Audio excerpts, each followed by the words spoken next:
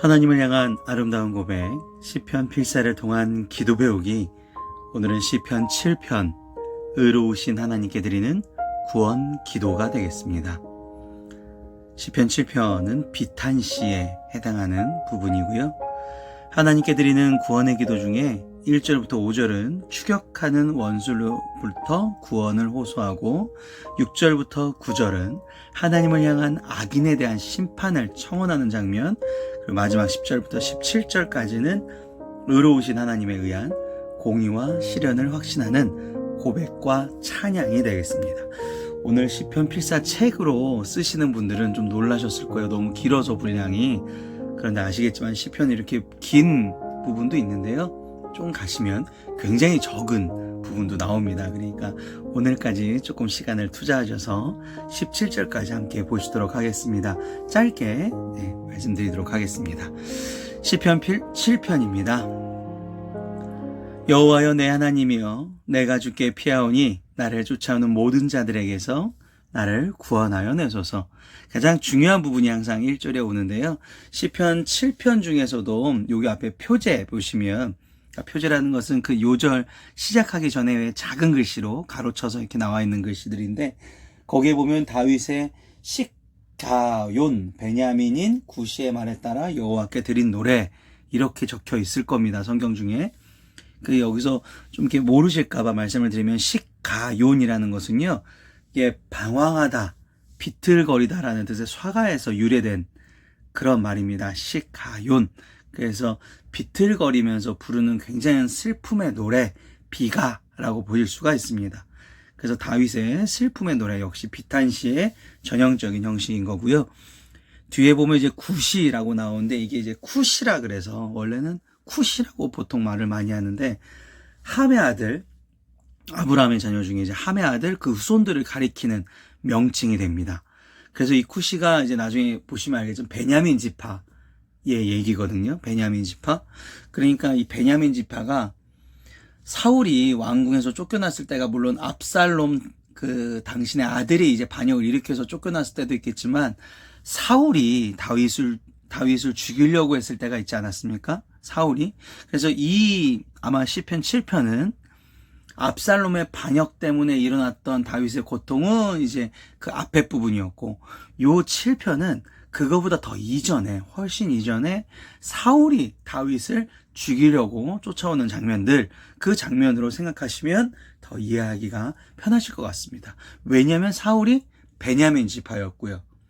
실제로 사울이 다윗을 죽이려고 할 때 그 베냐민 지파에 있었던 사람들이 사울을 당연히 옹호하겠죠. 같은 지파니까. 그래서 다윗에게 모진 말들을 많이 쏟아냈을 때가 이때이기 때문에 이 쿠시라고 나온 것으로 봐서 시편 7편은 사울이 다윗을 죽이려고 할 때 그 상황으로 보시면 되겠습니다. 그래서 요절을 보시면 1절부터 여호와 내 하나님 나오죠. 억울하게 고통당하는 자신을 구원시켜 주실 분은 전능하신 하나님밖에 없습니다 라는 것을 고백하면서 시작이 되어집니다. 2절, 건전할 죄가 없으면 그들이 사자같이 나를 찢고 뜯을까 하나이다. 다윗은 옛날에 왕이 되기 전에 양을 치던 목자 출신입니다. 그렇기 때문에 자기가 지금 상황적으로 사자 앞에 어린 양처럼 돼 있다.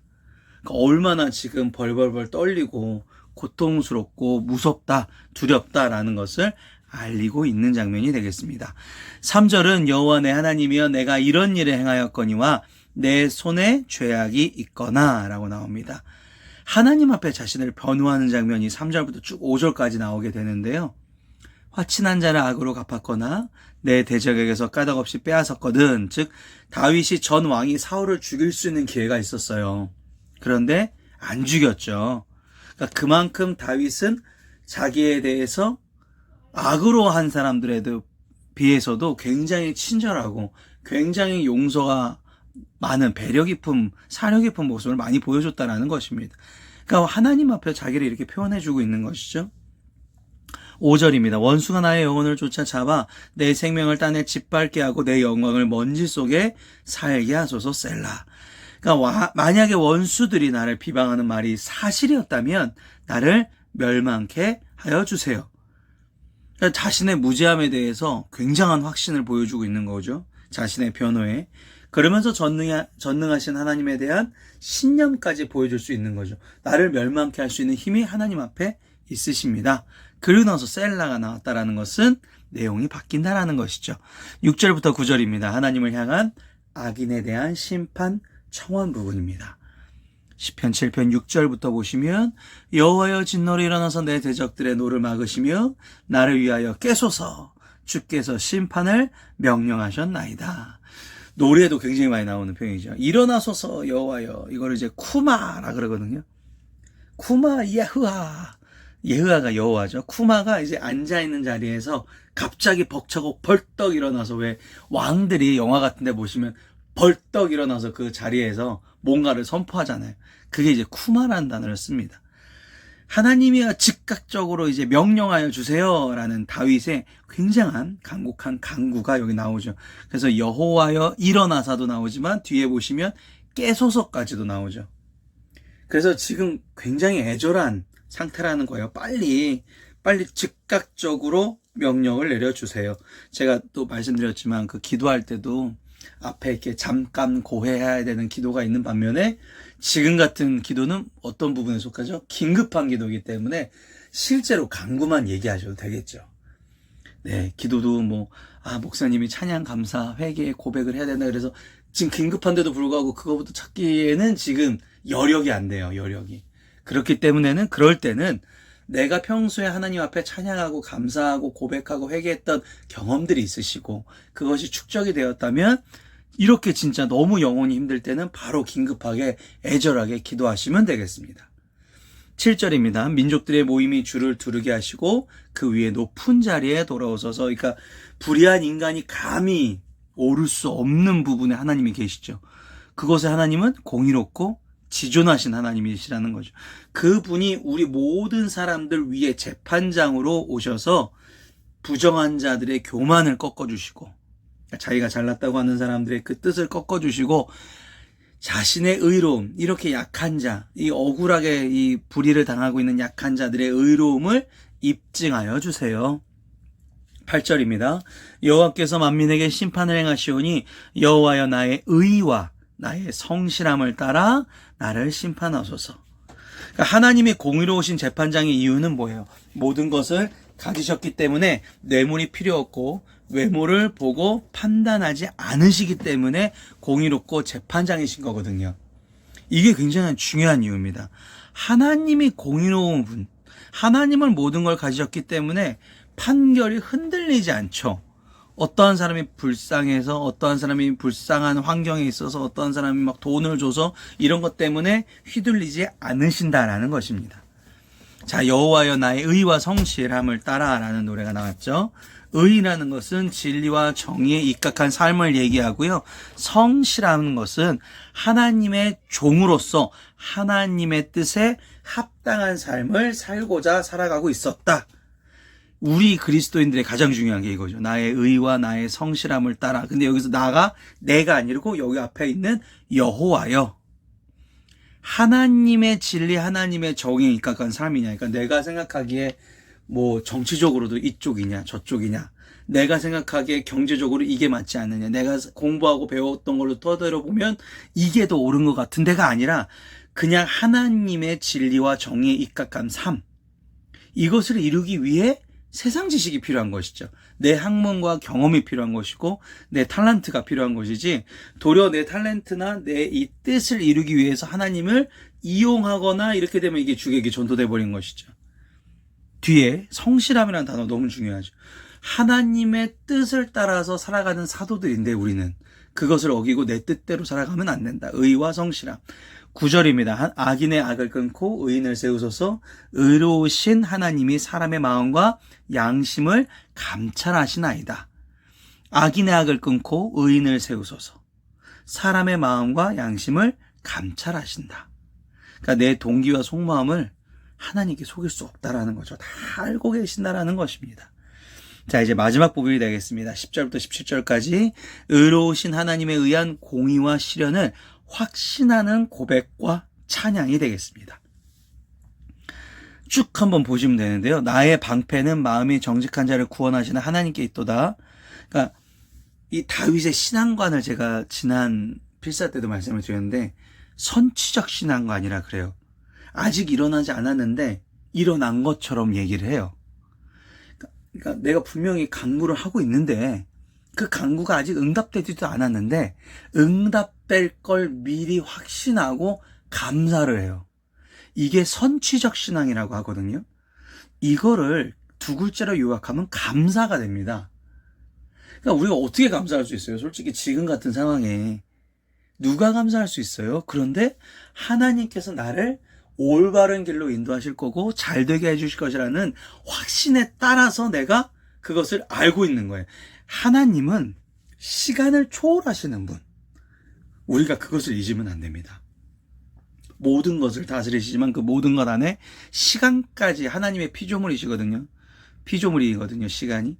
그러니까 모든 것을 포함하고 창조하신 분, 그분께 내가 감사하는 것이 굉장히 중요한 것이다. 자, 기준점이 있죠. 10절에 마음이 정직한 자. 마음이 정직한 자. 그러니까 다시 말하면 마음이 정직하다라는 것은 감사할 수 있는 사람을 뜻하겠습니다. 감사할 수 있는 사람.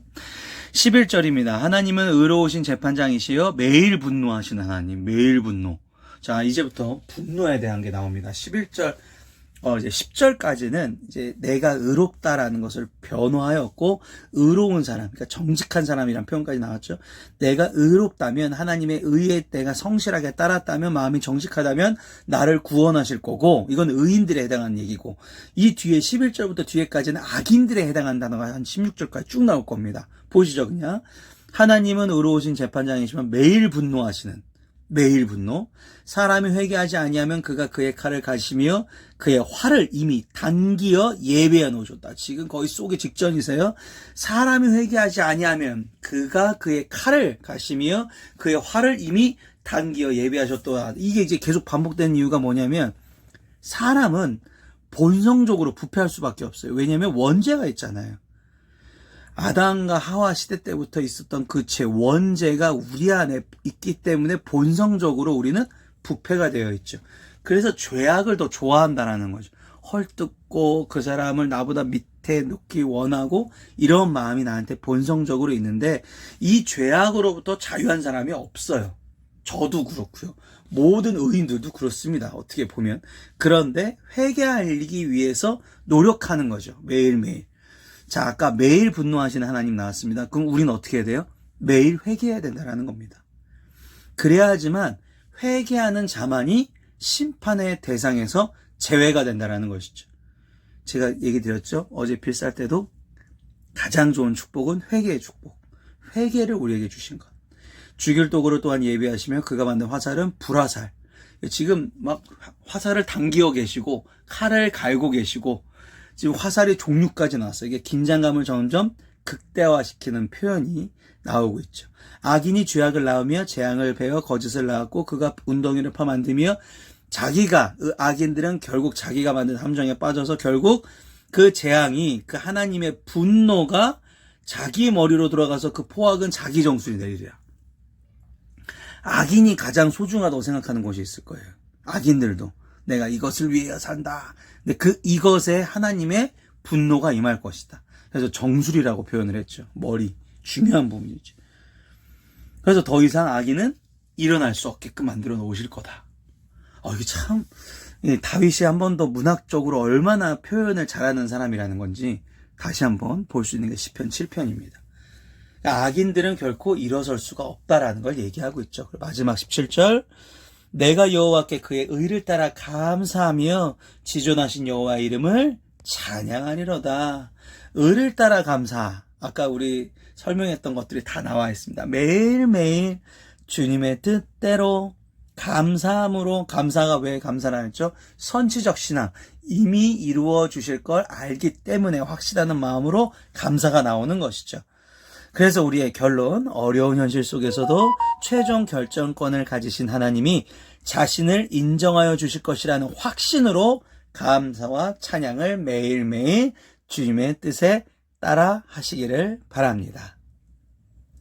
자, 마지막으로 기도하는 시간입니다. 오늘 기도는 회개를 기다리시는 하나님이라는 제목으로 다 같이 기도하시도록 하겠습니다.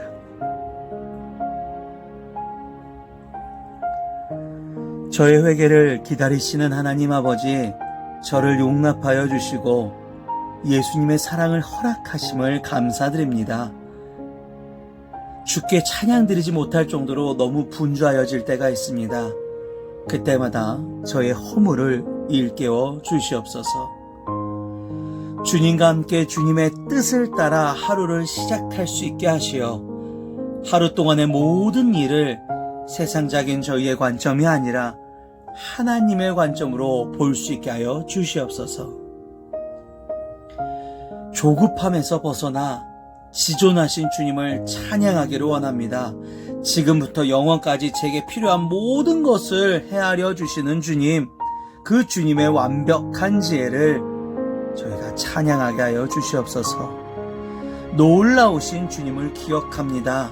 이를 통하여 두려움보다는 담대함 허락하여 주시고, 근심보다는 평안을 주시고, 좌절보다는 소망을 보면서 살아갈 수 있게 하여 주시옵소서.